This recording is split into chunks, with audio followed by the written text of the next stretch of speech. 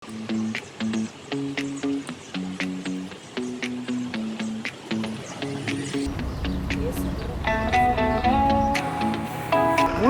се бучни.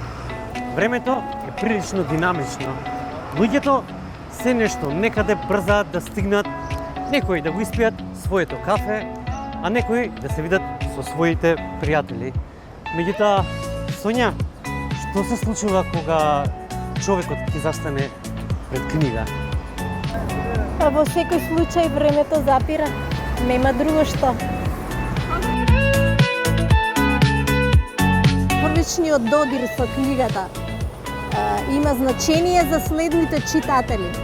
Енергијата се пренесува. Тоа е докажано. Често се случува тоа.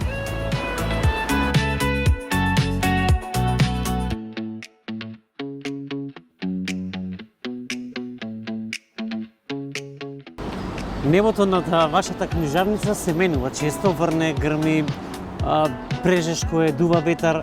Што е она што ве држи, ве инспирира да останете на ова парче тротоар каде што ние се наоѓаме, дури во најсилните временски промени? Па секако книгата, што друго би ме држало. Инаку условите се лоши. Во секое годишно време за книгата правиме муавет. А и за луѓето што го работат тоа на отворено, не е така пријатно. Но желбата да се сочува книгата, желбата да се сочува текстот ќе биде до крајот на животот.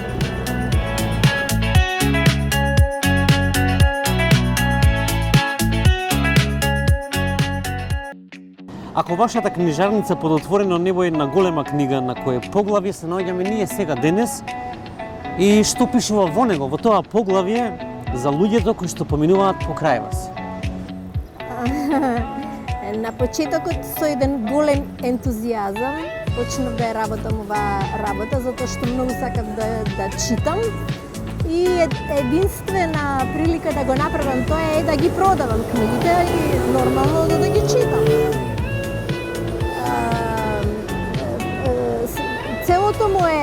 Целата моја работа од минативе милион години се држа на таа флоскула, дека јас сакам многу да ги читам книгите.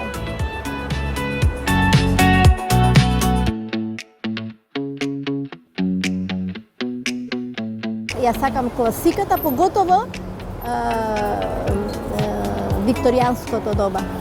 Тоа е 19 век. Денес се е брзо, дигитално и се е на екран.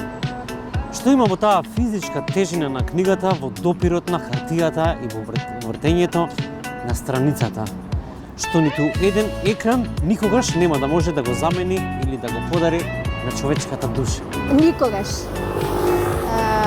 Допирот, мирисот, со тоа што ти книгата можеш да ја земеш во секое време кога ќе посекаш. Никогаш не може да ја замени електрониката. Ти живееш со тоа, се сплотуваш со тоа. Значи тоа е како брачни другари.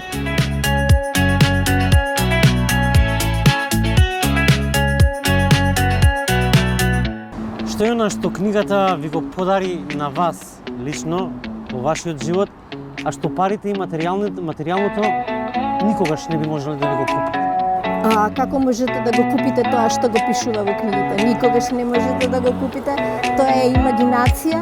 Вие живеете со фабулата, цело време сте во фабула, цело време ги преживувате работите и ги одживувате неколку дена после тоа.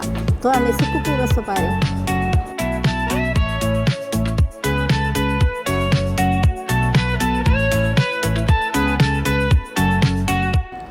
Кога треба да изберете некој наслов за да го опишете Скопје, ајде и Македонија, која книга би била тоа? Од сите прочитани мои, која Македонија? Таа пред многу години или сегашната Македонија? Тоа е многу различно. Времето во кое што јас растев беше едно време на благосостојба. Без разлика што ние не можевме да завириме во животот на одредени луѓе во Југославија, кои можеби биле богати, кои можеби биле во жижата на економските благосостојби. Меѓутоа, сите ние други бевме исти. Сите ги имавме истите права, истите задоволства, живеевме некако на ист начин, што е огромна разлика од ова што денеска се случува. Така што предходното ја би го споредила со Русија. Руската душа, луѓето беа сочувствителни, се сакаа еден со друг, си помага, се радуваа на сите позитивни работи. Денеска тоа не е така. Настана едно време зло, каде што луѓето се љубоморни на другите, завидливи, кои што го сакаат тугиот живот, не својот, економски се раздвоија. Не е убаво времето. Денешното време не знам со што го би го споредила, можеби со почетокот на случувањата пред 40 година.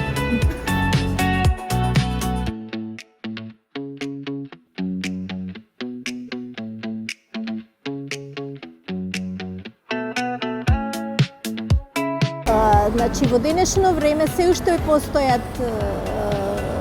помлади генерации кои што ја сакаат книгата. Многу често од тие читаат книги кои што ќе ти досадат во извесно време. Потребна е некоја еволуција. Меѓутоа, што е многу важно, дека читаат. Така што со тек на време веројатно ќе си го најдат патот, ќе ја одберат правата литература. Така што книгата не можете да ја споредувате со ништо друго, освен со книгата.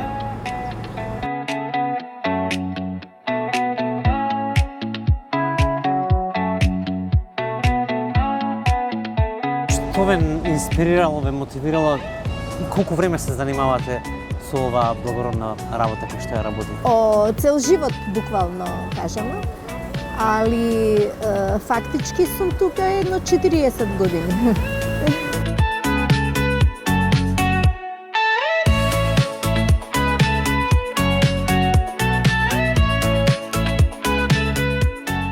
Во што повеќе верувате? Во книгата или во човекот? Па не во секој случај во човекот, затоа што човекот ја прави книгата.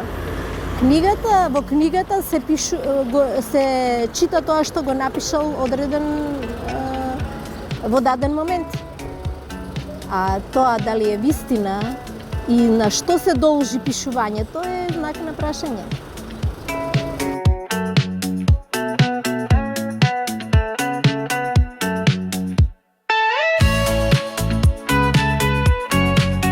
Како што кажува Бредбери, дека книгата кога ќе дојде момент да сакаат да ја исфрлат од нашиот живот, сепак ќе обстојува конспиративно. Значи се уште ќе ја читаме и ќе ја читаме.